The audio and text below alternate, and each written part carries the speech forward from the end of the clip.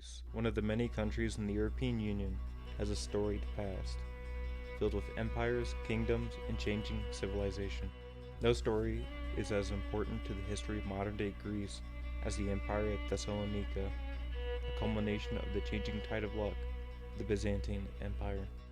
In 1204, the Fourth Crusade sacked Constantinople in a mix of frustration, vengeance, and a desire for the opportunity for personal wealth and passage to the Holy Land. Churches were burned, altars were smashed, civilians were massacred, and the city was plundered. Following the city's capture, the Byzantine Empire was dissolved between the Crusader leaders and the Venetians, to whom the Crusaders were indebted to. The empire was split between the Crusaders, with the Latin Empire retaining a large section of the area surrounding Constantinople and beyond, and the Kingdom of Thessalonica controlling eastern and northern Greece. These states were an affront to many native Greeks, being composed of outsiders, intolerant of Greek customs, and with little respect for the Orthodox Church. In the wake of the Byzantine Empire's collapse, two native kingdoms formed to challenge the outsiders. The Empire of Nicaea was based on the remaining Byzantine lands in Asia Minor, and the Desposate of Epirus in western Greece under Michael I Komnenos Doukas, while a third state, the Empire of Trebizond, was established on the Pontus coast and would outlast the Byzantine Empire itself. In 1212, Michael I Komnenos, ruler of Epirus, led his troops into Thessaly. Larissa and much of central Thessaly came under Epirate rule, unable to challenge Komnenos' army, thereby separating Thessalonica from the Crusader principalities in southern Greece. In 1215, he was assassinated in his sleep at Villagrada by a servant named Romanos. According to the historian John Fine, whether he was hired to do the act, and if so by whom, is unknown. As his only surviving son was illegitimate and underage, Michael was succeeded by his half-brother Theodore. Theodore had once been in the service of Nicaea, and Michael had requested Lecarius to send him to Epirus because of his own son's weakness. In this event, Theodore not only sidelined the younger Michael II, but according to the hagiography of Saint Theodore of Arta, sent him and his mother into exile in the Peloponnese during the duration of his reign.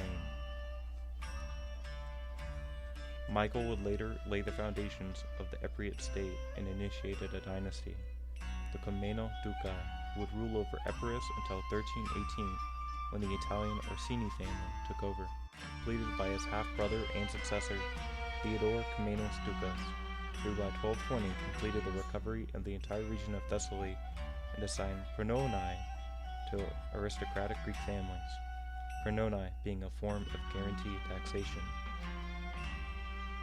In 1224, the capture of Thessalonica, traditionally the second city of the Byzantine Empire after Constantinople, it allowed Theodore the challenge to the Nicene claims on the Byzantine imperial title. With the support of bishops of his domain, he was crowned emperor at Thessalonica by the Archbishop of Ohrid, Demetrios Komnenos, in 1225. Having openly declared his imperial ambitions, Theodore turned his gaze onto Constantinople. Only the Nicene Emperor John Batastas and Bulgarian Emperor Ivan Asin were strong enough to challenge him. To preempt Theodore, the Nicaeans seized Adrianople from the Latins in 1225, but Theodore quickly marched into Thrace and forced the Nicaeans to leave the European possessions to him. Theodore was free to assault Constantinople, but for unknown reasons delayed his attack. Meantime, the Nicaeans and Latins settled their differences, and although formally allied with Theodore, Ivan Asin entered talks for a dynastic alliance between the Latin Empire and Bulgaria. In 1230, Theodore finally marched against Constantinople, but unexpectedly turned his army north into Bulgaria instead.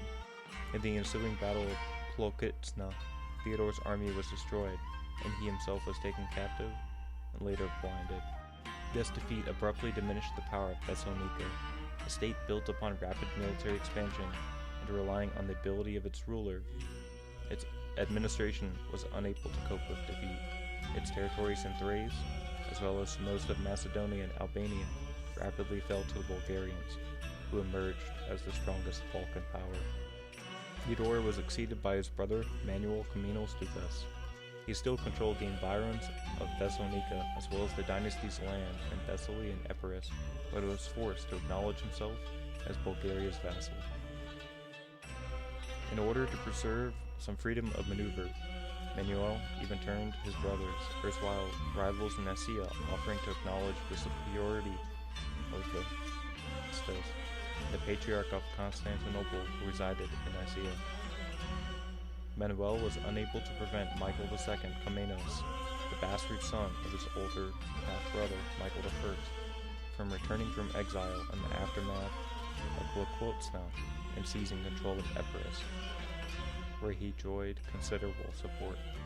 In the end, Manuel was forced to accept the fait accompli and recognized Michael II as ruler of Epirus under his own suzerainty. As sign of this, he conferred on Michael the title of despot. Manuel soon escaped and fled to Nicaea, where he pledged loyalty to Vatastas. Thus, in 1239, Manuel was allowed to settle at Thessaly, where he began assembling an army to march on Thessalonica. After he captured Larissa, Theodore offered him a settlement, whereby he and his son would keep Thessalonica, Manuel would keep Thessaly, while another brother, Constantine Komnenos, would rule over Aetolia and Arcania. Manuel agreed and ruled Thessaly until his death in 1241, at which point it was quickly occupied by Michael II of Epirus. In 1241, on the assurance of safe conduct, Theodore went to Nicaea, but there Vatastas held him prisoner, and the next year he embarked with his army for Europe and marched on Thessalonica. Vatastas had to break off the campaign and return to Nicaea, when he received news of a Mongol horde in Asia Minor. In 1244, John died and was succeeded by his younger brother Demetrios Angelos Dukas. Demetrios was a frivolous ruler who made himself quickly unpopular with his subjects. In 1246, Vatastas once more crossed into Europe. Three-month campaign, he wrested much of Thrace as well as Macedonia from Bulgaria, which now became his vassal, while Michael II of Epirus expanded westward into Macedonia. With this remarkable success, Vatastas turned on Thessalonica, where leading citizens were already conspiring to overthrow Demetrios and deliver the city to him. When Vatastas appeared before the city, Demetrios refused to come out and pay homage to his king, but Nicene supporters inside the city opened the gate and let the Nicene army in. Thessalonica was incorporated into the Nicene state, with Andronikos Palaiologos as its governor, while Demetrios was sent to a comfortable exile and estates granted to him in Asia Minor. Despite the end of the Thessalonian state, Michael II of Epirus now took up the mantle of his family's claims. Michael tried to capture Thessalonica and re-establish a strong Western Greek state, able to challenge Nicaea for supremacy and the Byzantine imperial inheritance. A first assault in 1251, encouraged by the old Theodore Komnenos, failed, and Michael was forced to come to terms. This did not deter Michael, who after 1257 sought alliance with other powers against the growing menace of Nicaea, including the Latin Principality of Achaea and Manfred of Sicily. Michael's ambitions were shattered, however, at the Battle of Pelagonia in 1259. In the aftermath of Pelagonia, even Epirus and Thessaly were for a short time occupied by the Nicaeans. More importantly, the victory opened the way for the Nicene recapture of Constantinople on August 15, 1261, and the restoration of the Byzantine Empire under the Palaiologos dynasty.